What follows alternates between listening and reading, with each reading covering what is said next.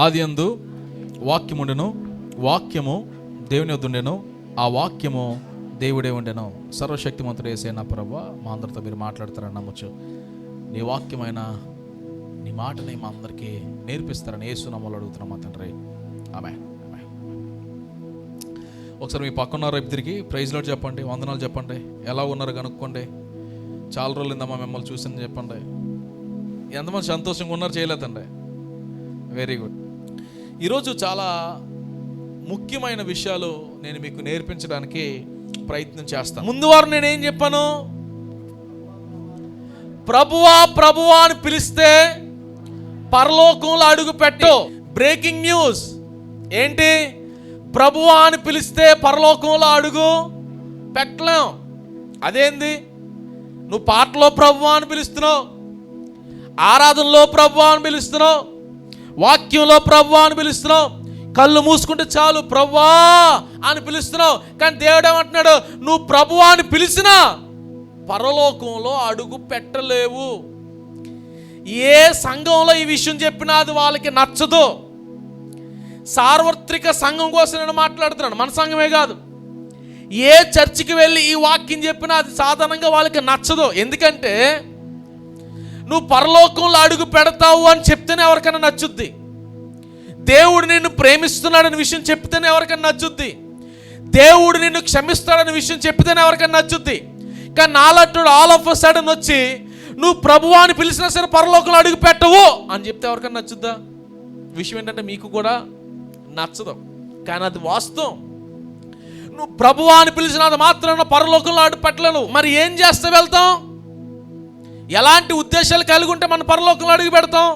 నా ప్రశ్న ఏంటంటే, ప్రతి ఆదివారం మనం వస్తాం, కానీ రేపు పొద్దున పరలోకంలో లేవంటే ఎలా ఉంటుంది? విచిత్రంగా ఉండదా?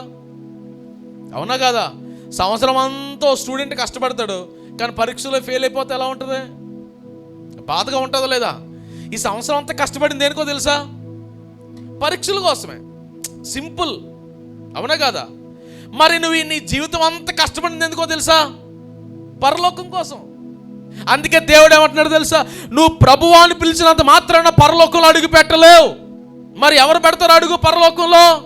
21వ వచనం చదువుదాం. మత్తయి శుభవార్త 7వ అధ్యాయము 21వ మాట. ఎవరైనా బిగ్గరగా స్పష్టంగా చదవండి. ప్రభువా ప్రభువా అని నన్ను పిలుచు ప్రతి వాడును పరలోక రాజ్యములో, అది చాలా ఇంపార్టెంట్, ప్రవేశింపడు గాని. గాని అంటే అర్థం ఏంటి? అంటే ఇంకో స్టోరీ ఉంది అక్కడ. అక్కడతో దేవుడు ఆపేలేదు. దేవుడు ప్రభువా ప్రభువా అని పిలిచిన వాడు పరలోకంలో ప్రవేశించడు అని చెప్పి ఫుల్ స్టాప్ పెట్టలే. అక్కడ ఏం చెప్తున్నాడు తెలుసా? కానీ నెక్స్ట్ ఏంటి?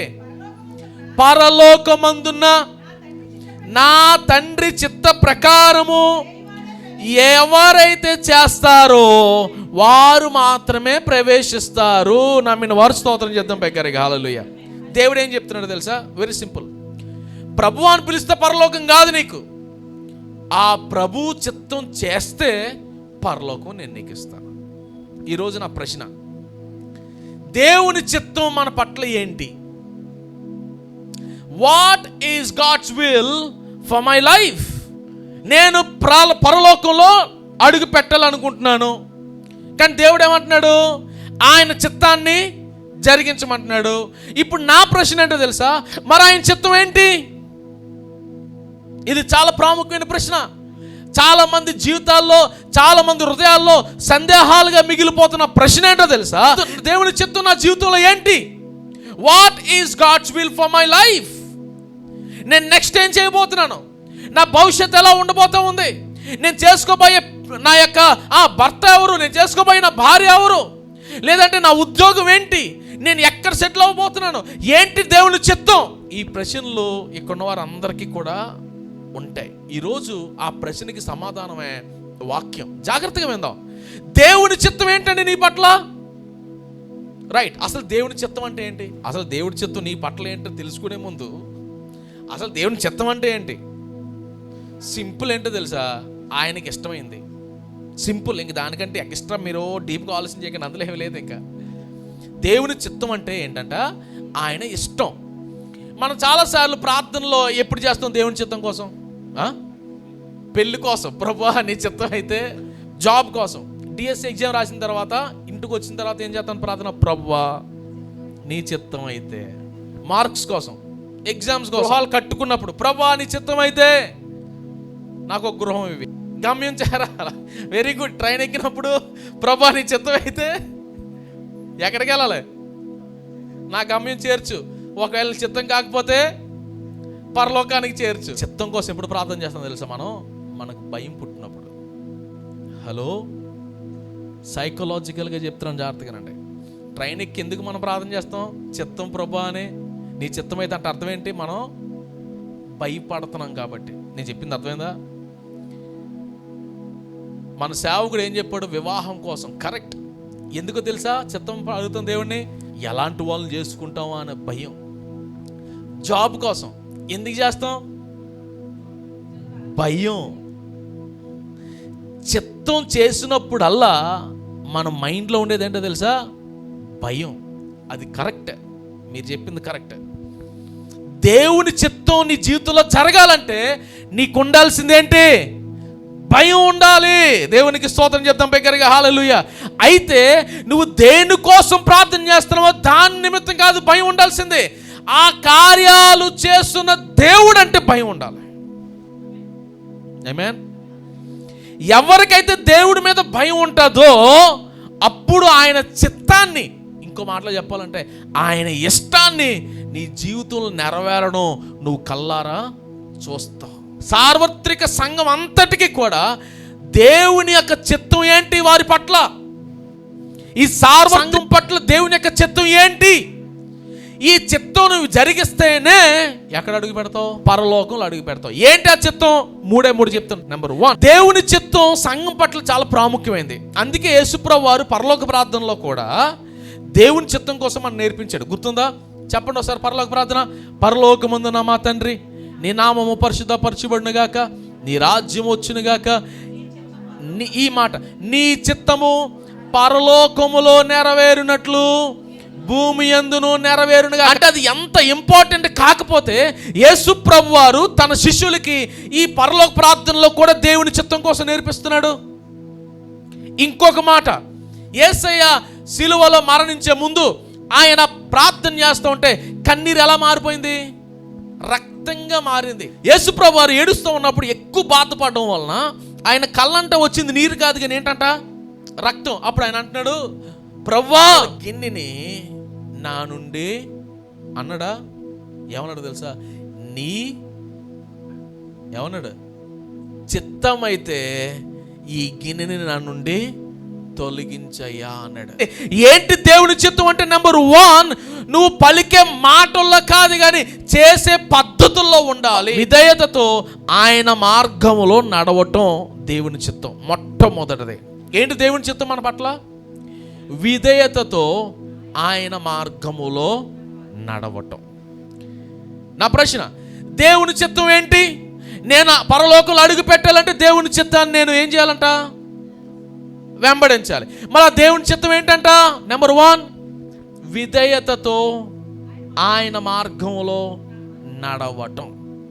నువ్వు దేవుని మాట వినకుంటా, ఆయన మార్గంలో నడకుంటా, ప్రభువా ప్రభువా ప్రభు అని పిలిచిన పరలోకంలో నువ్వు అడుగు పెట్టలేవు. ఇది వాస్తవం. మన ప్రభువాని పిలిచినంత మాత్రంలో పరలోకంలో అడుగు పెట్టలేము. అందుకే విధేయతతో దేవుడు చెప్పిన మాటల్ని అర్థం చేసుకొని ఆ మాటల్లో నడవటం వలన నిజమైన విశ్వాసం మనలో బయటపడుతుంది. మనం ప్రార్థన చేయకుండా, బైబిల్ చదవకుండా, సహవాసంలో ఉండకుండా నువ్వు ప్రభువాని పిలిచిన అంత కూడా ఏమంట? వ్యర్థం. ఇప్పుడు అర్థమైందా దేవుడు ఎందుకు అన్నాడు ఆ మాట? మరి దేవుని యొక్క సన్నిధిలో విధేయతతో ఆయన మార్గంలో నడవడం అంటే ఏంటో తెలుసా? ప్రతిరోజు దేవుని మాటల్ని మనం చదవాలి. ఏమంటే ఈ మాట గుర్తుపెట్టుకోండి. నీ సేవకుడు ఎంత లోతైన విషయాలు చెప్పినా నువ్వు రోజు వాక్యంతో సమయం గడుపుతావు చూసావా, ఇది చాలా ప్రాముఖ్యం. నీ సేవకుడు చెప్పే వాక్యం మహాయితో ఆ పూట గుర్తుంటుంది, తర్వాత మర్చిపోతాను. అందుకే పోయిన వారం ఏం చెప్పారంటే మనకు గుర్తులేదు, పాయింట్లు గుర్తున్నాయి కానీ అసలు కాన్సెప్ట్ కానీ అలా కాదు. దేవుడు మాటలు కనుక నువ్వు రోజు చదివితే ఇది నీ జీవితాన్ని మారుస్తుంది, నీ బ్రతుకును మారుస్తుంది. కష్టం వచ్చినా నష్టం వచ్చినా ఎలా నిలబడాలో ఈ వాక్యం నేర్పిస్తుంది. ఈ వాక్యం ఏ మనిషిలోకి అయితే వెళ్తుందో ఆ మనిషి నిలబడే విధానం వేరేగా ఉంటుంది. నమ్మిన వారు స్తోత్రం చెప్తాం బిగ్గరగా. ఏంటంట దేవుని చిత్తం ఏంటంట మన పట్ల? ఒకటే, విధేయతతో ఆయన మార్గంలో నడవ. రెండోది ఏంటి దేవుని చిత్తం? దేవునితో లోతైన సహవాసం కలిగి ఉండటం. ఏంటంటే దేవుని చిత్తం?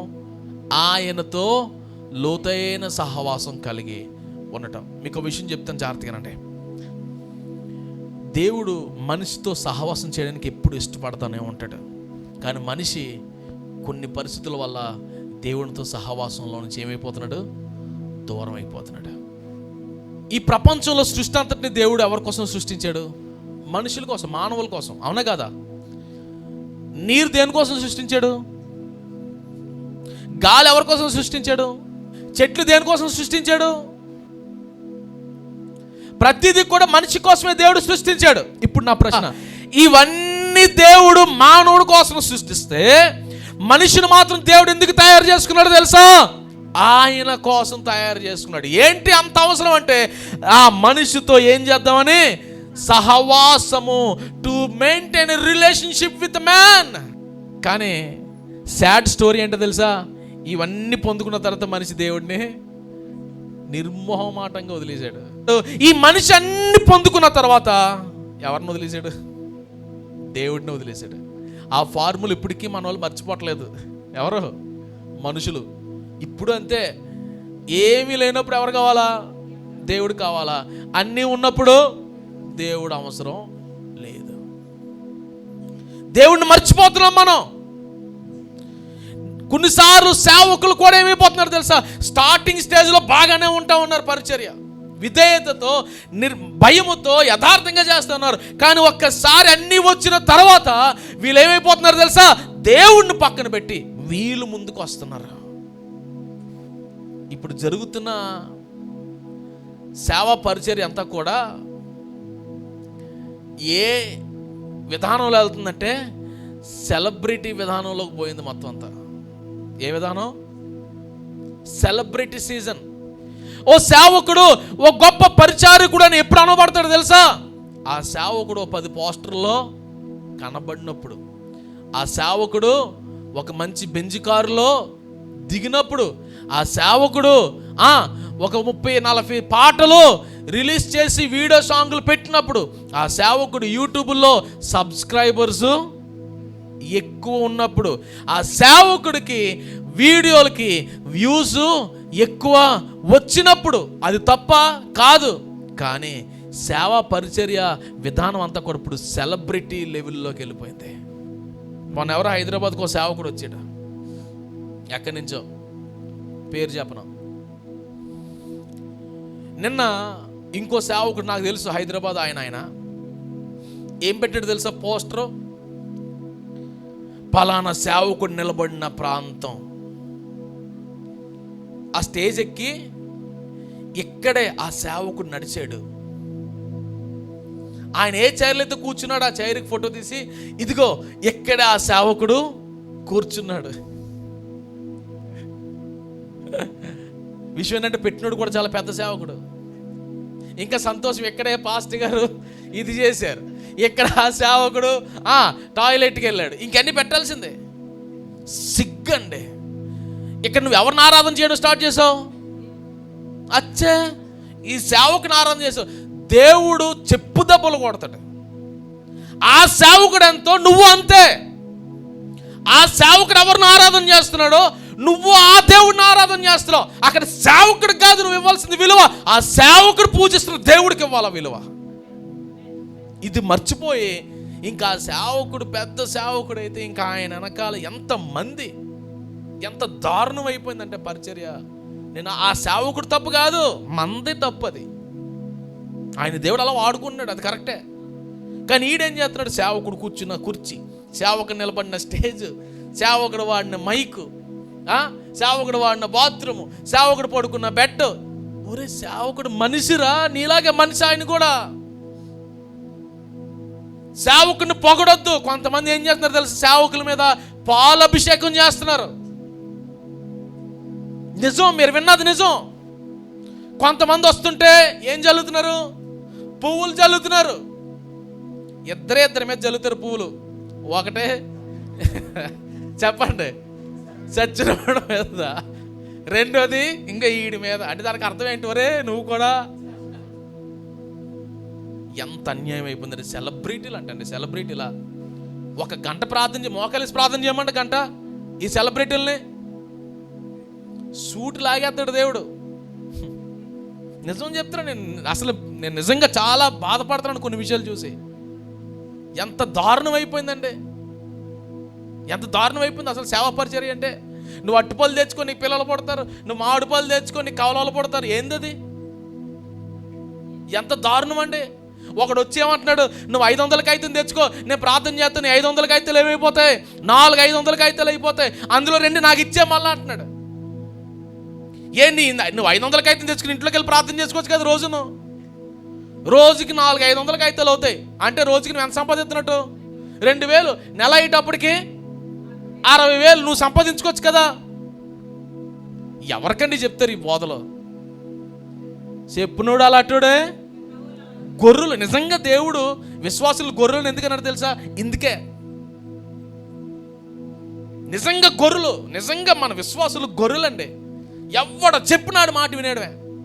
ఆడెవడో జంతుకు వ్యాపారం చేసుకుంటాడు, ఆడొచ్చి నేను దేవుని పరిచర్య చేస్తున్నాను రా నా దగ్గరికి అంటే ఇంక పోవడమే. ఏందండి పరిచర్య అంటే? చులకనైపోయింది ఈ రోజుల్లోనే, చులకనైపోయింది. ఓ యవనస్తుడు నేను స్వయంగా నేను అడిగాను, నువ్వు ఎందుకు వచ్చారా పరిచర్యకి అంటే? 10th క్లాస్ ఫెయిల్ అయిపోయినాను అందుకే పరిచర్యకి వచ్చానని అన్నాడు. దేవుడు పరిచర్య అంటే నీకు అంత చులకన అయిపోయిందా? నువ్వు 10th ఫెయిల్ అయిపోతే నువ్వు పాస్టర్ అయిపోతావా? ఏరా మరి ఎందుకే పాస్టర్ అంటే ఇంకెక్కడ ఇన్కమ్ లేదు, నీదైతే ప్రతి వారం వస్తుంది కదా ఇన్కమ్ అంటాడు. చర్చ్ ఇంత దారుణంగా మీరు వాడుకుంటారా? నిజంగా ఎంత బిజినెస్ అయిపోయిందండి సేవా పరిచర్య. దేవుడు ఏమంటున్నాడు తెలుసా? ఇవి కాదు, ఇవన్నీ పిలిచి నువ్వు స్టేజ్ ఎక్కి, ప్రభువా నీ నామాన్ని నేనేం చేస్తున్నాను? దెయ్యాలు వదలగొడుతున్నాను. ప్రభువా నీ నామాన్ని నేనేం చేస్తున్నాను? ప్రవచనాలు చేస్తున్నాను. ప్రభువా నీ నామాన్ని నేనేం చేస్తున్నాను? గొప్ప కార్యాలు చేస్తున్నాను. దేవుడు ఏమంటాడంట? నువ్వెవరో నాకు తెలీదు. అందుకే ఆయన ఏమంటున్నాడు? పరలోకంలో ప్రభు అని పిలిస్తే నువ్వు అడుగు పెట్టలేవు. మరి ఎవరు అడుగు పెడతారు? దేవుని చిత్తాన్ని చేసిన వాడే. ఏంటి రెండో చిత్తం దేవుడిది మన పట్ల? ఆయనతో లోతైన సహవాసం కలిగి ఉంటాం. మనిషిని ఎందుకు దేవుడు సృష్టించాడు? ఆయనతో సహవాసం కలిగి ఉండడానికే. కానీ మనిషి ఏం చేశాడు? అన్నీ సంపాదించుకున్న తర్వాత దేవుడిని విడిచిపెట్టాడు. అందుకే దేవుడు ఆదాము దగ్గరికి వెళ్ళి అంటున్నాడు, ఆదామా నువ్వు ఎక్కడున్నావు అని. దానికి అర్థం దేవుడికి తెలియదు ఆదాము ఎక్కడున్నాడో. మరి ఏమడుగుతున్నాడు? నిన్నటి వరకు నువ్వు నా సహవాసంలో ఉన్నావు, ఇప్పుడు ఎక్కడున్నావు? అదే ప్రశ్న దేవుడు అడిగాడు అనుకోండి, ఏం చేస్తారు మీరు? అయ్యా అమ్మా మీరు ఎక్కడున్నారు? నా సహవాసంలో ఉన్నారా?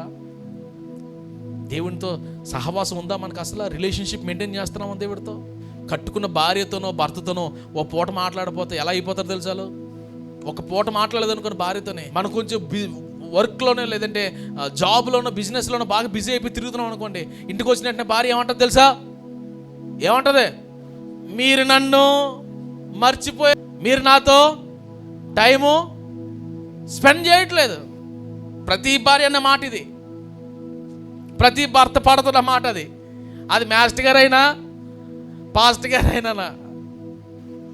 ఎందుకు భార్య అలాగంటుంది తెలుసా? అంటే భార్యకి కావాల్సింది నీ డబ్బు, నీ ధనం, నీ బంగారం కాదు, నీ టైము, నీ సమయం. ప్రతి భార్యకి కావాల్సింది ఏంటంటే భర్త దగ్గర నుంచి సమయం.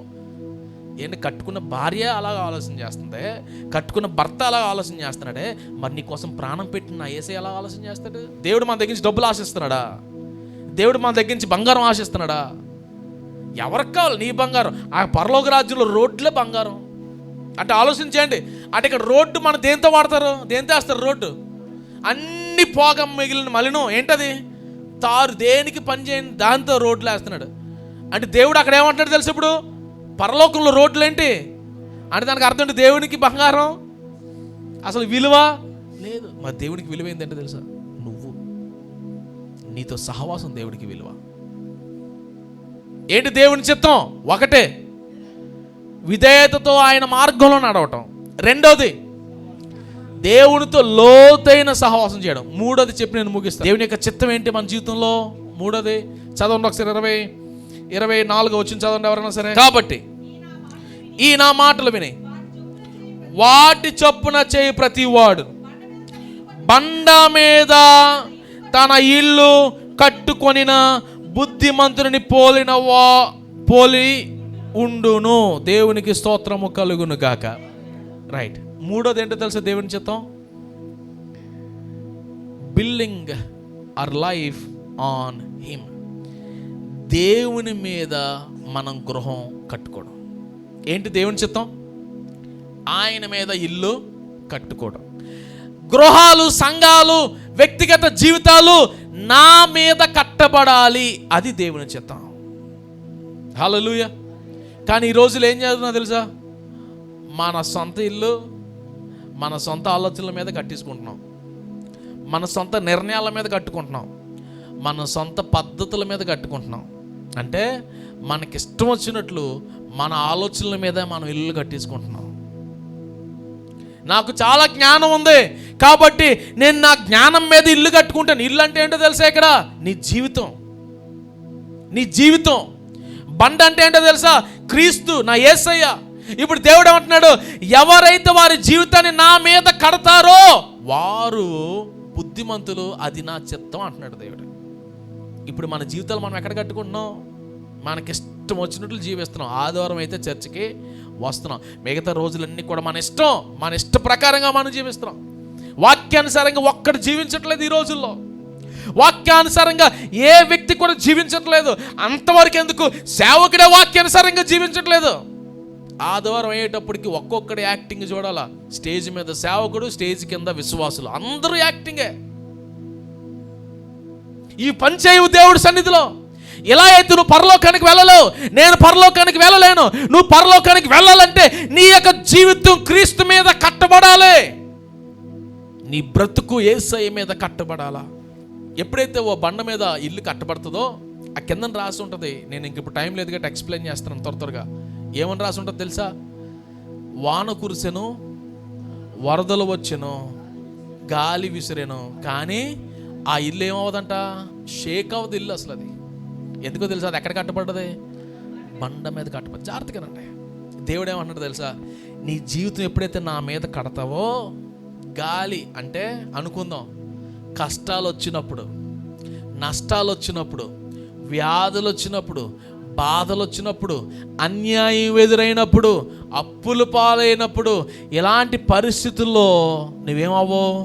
కదల్చబడవు. ఎప్పుడు? నా మీద నీ యొక్క జీవితం కట్టినప్పుడు. దేవునికి స్తోత్రం చెప్తాం. కానీ మనం మన సొంత ఆలోచనల మీద కట్టడం వల్ల కొంచెం కష్టం వస్తే మనం తట్టుకోలేక దేవుడికి దూరం అయిపోతున్నాం. గుర్తుపెట్టుకోండి ఈ మాట. ఎవరి గృహం అయితే దేవుడి మీద కట్టబడుతుందో ఆ గృహం ఎన్నటికీ కూడా కదల్చబడదు. నమ్మిన వారు స్తోత్రం చెప్తాం బెగ్గరగా. ఎంతమంది వచ్చి అది కదల్చడానికి ప్రయత్నం చేసినా, ఎన్ని కష్టాలు వచ్చి కదల్చడానికి ప్రయత్నం చేసినా, ఎన్ని వ్యాధులు వచ్చి కదల్చడానికి ప్రయత్నం చేసినా, దేవుని మీద కట్టబడిన గృహం ఎన్నటికీ కదల్చబడదు.